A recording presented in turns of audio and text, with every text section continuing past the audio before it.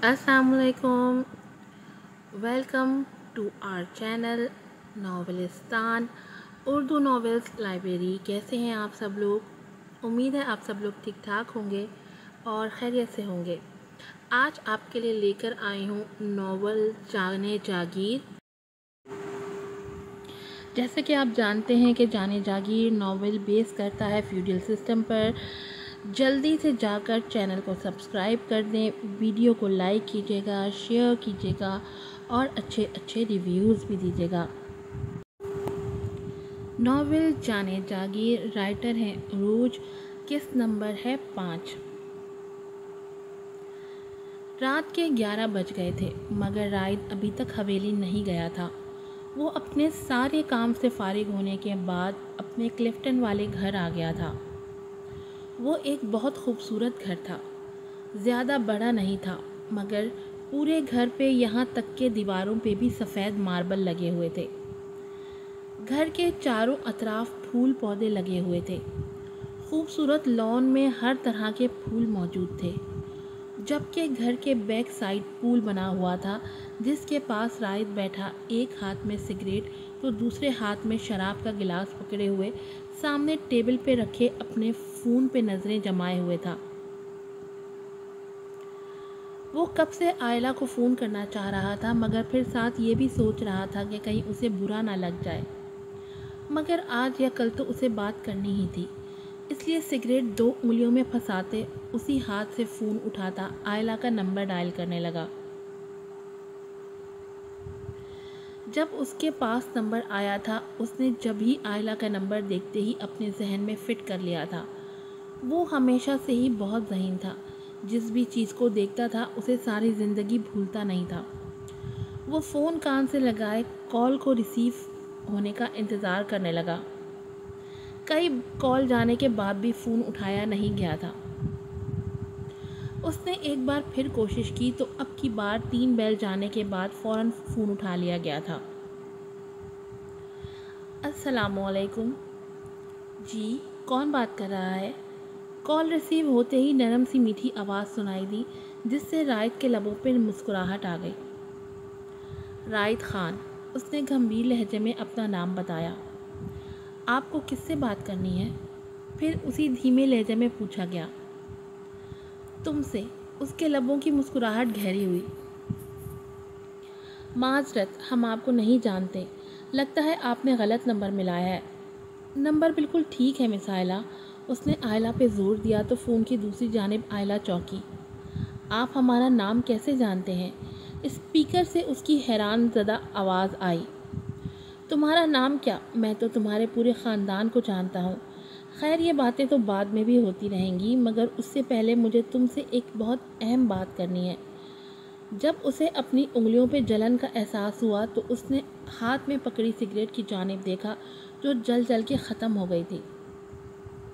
बाएं हाथ में पकड़े शराब के गिलास को मुंह से लगाते वो एक ही सांस में गिलास खाली करके टेबल पर रखता, फ़ोन बाएं हाथ में पकड़ के कान से लगाया। माफ़ कीजिए, हम अनजान लोगों से बात नहीं करते। आयला थोड़ी सख्त लहजे में बोली तो रायत ने ओ की शेप में होठों को गोल किया। इसी अजनबियत को तो ख़त्म करने के लिए फ़ोन किया है। उंगलियों में फंसी सिगरेट फेंकते अपने उंगलियों को देखने लगा जहाँ हल्की हल्की सुर्खी नज़र आ रही थी। क्या मतलब? वो यकीनन उलझी थी। यकीनन तुम मुझे भूल गई होगी मगर तुम्हारी नकाब से झलकती सुरमई आंखों ने मुझे बेचैन कर दिया है। तुम्हारा चेहरा देखे बगैर ही सिर्फ एक नज़र में ही मुझे तुमसे मोहब्बत हो गई है। मैं शादी करना चाहता हूँ तुमसे। वो गंभीर लहजे में कहता आयला को गुस्सा दिला गया था। देखिए मिस्टर, आप जो भी हैं, हमें आपकी बातों में कोई इंटरेस्ट नहीं है। अपना मतलब पूरा करने के लिए सारे लड़के ऐसे ही बातें करते हैं। मोहब्बत कोई नहीं है आपको। अगर आपको इतनी ही मोहब्बत होती ना तो यूँ रात के सन्नाटे और अंधेरे में फ़ोन करके शादी की बात ना करते, बल्कि दिन के उजाले में इज्जत से अपने वालिदैन को हमारा हाथ मांगने भेजते। और हाँ, आखिरी बात, ख़बरदार जो आज के बाद हमें दोबारा फ़ोन भी किया तो। ہم ویسی لڑکی نہیں ہیں جو آپ جیسے لڑکوں کی 2-4 محبت سے کی گئی باتوں پر یقین کر لیں گے، اس لیے برائے مہربانی دوبارہ فون کرنے کی کوشش بھی نہیں کریے گا۔ وہ سختی سے کہتی فون بند کر گئی۔ فون بند ہوتے ہی رائد نے کان سے فون ہٹا کے مسکراتے ہوئے اسکرین کو دیکھا۔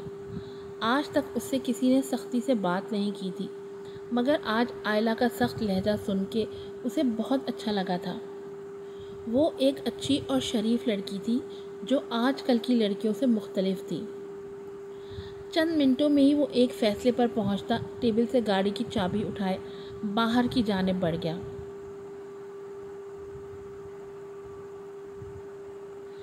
حسام، آپ نے کیا کیا ہے جو وہ لوگ ابھی تک نہیں آئے؟ کافی دیر بعد بھی جب کوئی مہمان نہ آیا تو نوال نے حسام کو فون ملا کے پوچھا۔ میں نے تو کچھ نہیں کیا، سب کچھ میرے آدمیوں نے کیا ہے، دوسری طرف سے حسام مزے سے بولا۔ حسام پلیز بتائیں نا، اس نے ضدی انداز میں پوچھا تو چاروں نہ چار حسام کو بتانا ہی پڑا۔ کچھ نہیں یار، بس اس لڑکے کی 2-3 آدمیوں سے اچھے سے پھینٹی لگوائی ہے، اب وہ کم سے کم بھی ہفتہ 10 دن بستر سے نہیں اٹھے گا، اس لیے تم اب ریلیکس ہو جاؤ، حسام نے لاپرواہ سے انداز میں کہا تو نوال کا منہ کھل گیا۔ حسام، آپ نے اسے پٹوایا ہے؟ وہ آنکھیں پھاڑے حیرت سے بولی۔ ہاں، اس نے ایک لفظی جواب دیا۔ مگر آپ کو ایسا کروانے کی کیا ضرورت تھی؟ تم اس کی وجہ سے روئی تھی نا، وہی لڑکا تھا نا جس کی وجہ تم پریشان ہو رہی تھی، وہی تھا نا جو تمہیں دیکھنے آنے والا تھا، اور مجھے یہ بالکل منظور نہیں کہ کسی بھی وجہ سے تمہاری آنکھوں میں آنسو آئیں، کسی بھی وجہ سے تم پریشان ہو یا پھر کوئی اور تمہارا رشتہ لائے، یہ سب میں ہرگز برداشت نہیں کر سکتا تھا، بس اسی لیے میں نے اسے رات میں سورج دکھا دیا۔ حسام کے لہجے میں ایک جنون تھا جسے سننے کے بعد نوال کے لبوں پہ مسکراہٹ آ گئی۔ نوال، اس سے پہلے وہ کچھ کہتی، نیچے سے اس کی ماما کی آواز آئی۔ 1 منٹ، وہ جلدی سے حسام کو 1 منٹ کہتی فون ہاتھ میں پکڑے ہی کمرے سے باہر نکلی۔ جی ماما، وہ اوپر گرل میں کھڑی پوچھنے لگی۔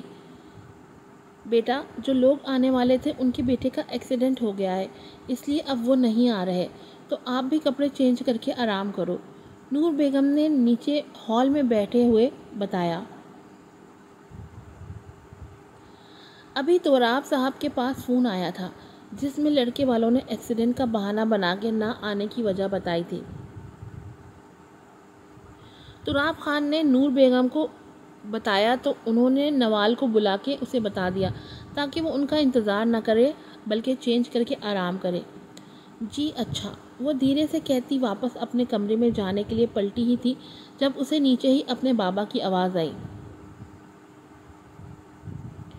نہ جانے کیسی منحوسیت ہے تمہاری بیٹی کے ساتھ جو ہر بار آئے ہوئے رشتے کے ساتھ کچھ نہ کچھ ہو جاتا ہے، پتہ نہیں کب ہوگی یہ شادی اور کب میرے کندھوں سے اس ذمہ داری کا بوجھ اترے گا۔ وہ ناگواری سے سر جھٹک گئے تو نور بیگم نے انہیں تعصب سے دیکھا۔ کچھ بھی کہنا سننا بیکار تھا، اس لیے وہ خاموش ہی رہیں، جبکہ اوپر کھڑی نوال کا دل اپنے باپ کی بات سنتے بری طرح زخمی ہوا تھا، آنکھوں کی باڑ توڑتے آنسو بہہ نکلے تھے۔ فون کے دوسری جانب موجود حسام بھی ان کی بات سنتے مٹھیاں بھینچ کے رہ گیا۔ وہ خاموشی سے آنسو بہاتی کمرے میں آئی، دروازے کو لاک لگائے بیڈ پہ آ کے بیٹھ گئی۔ ہیلو نوال، اسپیکر سے حسام کی آواز آئی تو اس نے جلدی سے خود کو نارمل کرتے فون کان سے لگایا۔ کیا ہوا نوال؟ حسام نے نرمی سے پوچھا۔ کچھ نہیں، اس نے بہت مشکل سے آنسوؤں پہ بند باندھتے جھوٹ کہا، مگر وہ یہ بھول گئی تھی کہ حسام کال پہ ہی تھا اور وہ توراب خان کی فضول گوئی سن چکا تھا جس پہ اسے ڈھیروں افسوس بھی ہوا تھا۔ کچھ تو وہ اس کا موڈ ٹھیک کرنے کی خاطر شوخی سے بولا۔ آپ کی یاد آ رہی تھی، وہ بھاری ہوتی آواز کے درمیان بولی۔ تم نے یاد کیا اور میں آ گیا، نوال کو ایک دم اپنے پیچھے سے آواز سنائی دی تھی۔ جس پہ اس نے چونک کے مڑ کے دیکھا تو بالکونی کے دروازے کے پاس حسام سینے پہ بازو باندھے کھڑا تھا۔ آپ یہاں کیا کر رہے ہیں؟ کسی کو پتہ چل گیا تو؟ پہلے وہ خوش ہوئی مگر کسی کو پتہ چلنے کے ڈر سے ایک دم خوفزدہ ہو گئی۔ تم اتنی اچھی تیار ہوئی تھی تو سوچا تمہاری تیاری رائگاں نہیں جانی چاہیے، اس لیے میں آ گیا تمہاری تیاری کو خراج بخشنے۔ براؤن شلوار قمیض پہنے جس پہ گولڈن کام ہوا تھا، ساتھ ہم رنگ دوپٹہ، ہاتھوں میں کانچ کی سنہری چوڑیاں، بال پشت پہ کھلے چھوڑے وہ اتنی پیاری لگ رہی تھی کہ حسام اس میں گم ہوتے اس کی جانب قدم اٹھانے لگا جب نوال نے اسے بیچ میں ہی روک دیا۔ بس زیادہ آگے نہیں بڑھیں، ابھی شادی نہیں ہوئی۔ وہ ہاتھ سے روکتی تھوڑا پیچھے ہوئی۔ اور ہاں سوری، جذبات میں آ کے بھول گیا تھا۔ وہ بالوں میں ہاتھ چلاتا خفت سے بولا تو نوال مسکرا دی۔ حسام اکثر ایسے ہی چھپ کے نوال سے ملنے آتا رہتا تھا۔ اس نے اپنا ایک خاص آدمی یہاں چھوڑا ہوا تھا جو یہاں کام بھی کرتا تھا اور یہاں کی انفارمیشن اسے دیتا رہتا تھا۔ ابھی بھی وہ اسی کی مدد سے پیچھے کے دروازے سے حویلی میں گھسنے میں کامیاب ہوا تھا۔ اچھا چلو ایک سیلفی ہی لے لیتے ہیں۔ حسام نے اپنا فون نکالا تو نوال اس کے برابر میں تھوڑے فاصلے پہ آ کے کھڑی ہوئی۔ جلدی لیں اور جائیں یہاں سے۔ اسے بار بار زاویہ بدلتے دیکھ نوال گھبراہٹ سے دروازے کی جانب دیکھتی بولی، تمہاری ہائٹ کم ہے، مجھے تو لگتا ہے بیڈ پر بیٹھ کے لینی پڑے گی۔ حسام شریر لہجے میں کہتا بیڈ پہ بیٹھا تو نوال نے اسے گھورا، پھر دوبارہ دروازے کی طرف دیکھتی بولی، حسام پلیز جلدی کریں، سب گھر میں ہیں، کبھی بھی کوئی بھی آ سکتا ہے۔ وہ انگلیاں مسلتی گھبرائی ہوئی سی بولی تو حسام نے بھی اسے تنگ کرنے کا ارادہ ترک کرتے 2-3 تصویریں لیں اور واپس جانے کے لیے بالکنی کی جانب بڑھ گیا۔ نوال اگر کوئی بھی مسئلہ ہو تو مجھے فون کرنا، رونے نہیں بیٹھ جانا، سمجھی؟ دیکھنا بہت جلد وہ دن آئے گا جب میں تمہیں اپنا بنا کے یہاں سے لے جاؤں گا۔ حسام دھیرے سے کہتا جہاں سے آیا تھا وہیں سے واپس نکل گیا۔ پیچھے نوال مسکراتی ہوئی ڈریسنگ روم میں گھس گئی۔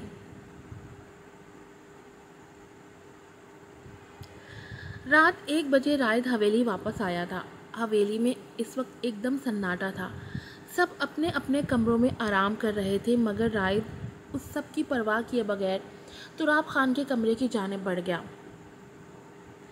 تراب خان کے کمرے سے کچھ فاصلے پہ ہی جزلان کا کمرہ تھا۔ رائد بھی ان کے دروازے کے پاس پہنچا ہی تھا جب جزلان اپنے کمرے سے باہر نکلا۔ اس کے ہاتھ میں خالی پانی کا جگ تھا، شاید وہ پانی لینے جا رہا تھا۔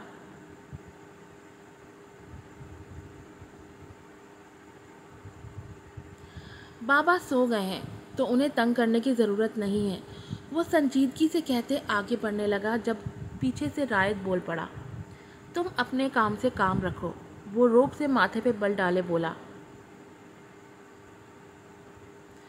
اپنے کام سے کام رکھ کے ہی کہہ رہا ہوں کہ انہیں ڈسٹرب کرنے کی ضرورت نہیں ہے، جو بھی لڑائی جھگڑا کرنا ہے وہ صبح کر لینا۔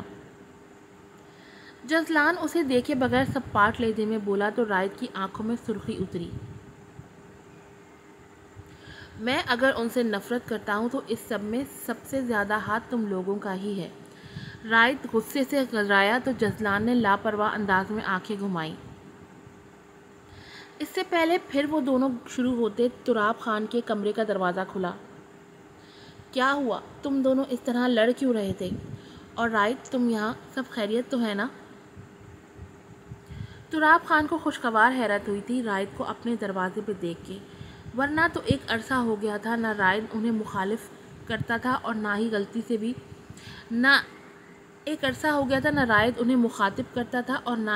سے بھی ان کے کمرے کی جانب جاتا تھا۔ ان دونوں کی بحث چونکہ تراب خان کے کمرے کے دروازے کے باہر ہو رہی تھی اس لیے آوازیں سن کے تراب خان خود ہی باہر آ گئے تھے۔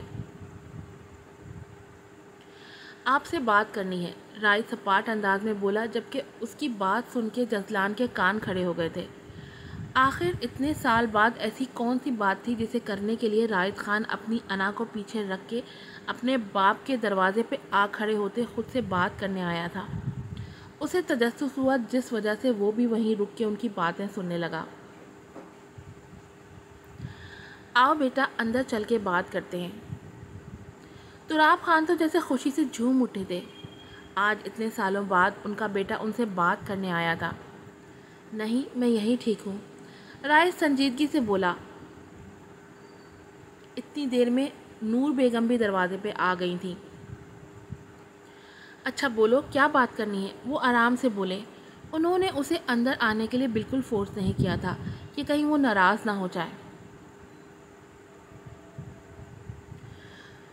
مجھے ایک لڑکی پسند ہے اور آپ لوگ چونکہ میرے ماں باپ ہیں اور وہ لڑکی کافی اچھے گھر سے ہے، اس لیے میں چاہتا ہوں کہ کل ہی آپ لوگ میرا رشتہ وہاں لے کے جائیں اور جلد سے جلد شادی کی تاریخ رکھیں۔ وہ دونوں ہاتھ کمر پر باندھتے اطمینان سے کہتا وہاں موجود سب کو جھٹکا دے گیا۔